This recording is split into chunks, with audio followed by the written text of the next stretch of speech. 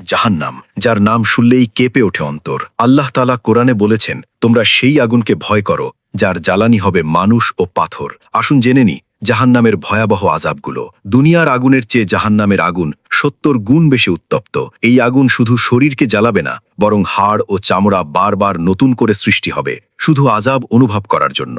জাহান্নামীদের পরানো হবে আলকাতরার পোশাক। এই পোশাক এতই গরম যে তা শরীরের সাথে গলে যাবে, পেটের ভেতরে সবকিছু গলে বেরিয়ে আসবে। তৃষ্ণার্ত হয়ে চাইবে পানি, কিন্তু পাবে ফুটন্ত পুজ ও রক্ত, যা পান করলে নাড়ি ভুড়ি বিচ্ছিন্ন হয়ে যাবে। তবুও মৃত্যু আসবে না। ৭০ হাত লম্বা শিকল দিয়ে বেঁধে রাখা হবে। খাবার হিসেবে দেয়া হবে জাক্কুম বৃক্ষের ফল, যা শয়তানের মাথার মতো কুৎসিত এবং পেটে গলিত তামার মতো ফুটবে। সেখানে তারা চিৎকার করে বলবে, হে আমাদের রব, আমাদের বের করুন, আমরা সৎ কাজ করব। কিন্তু উত্তর আসবে, তোমরা তো দুনিয়ায় থাকতে চাইনি। আল্লাহ আমাদের সবাইকে জাহান্নাম থেকে রক্ষা করুন। আমিন।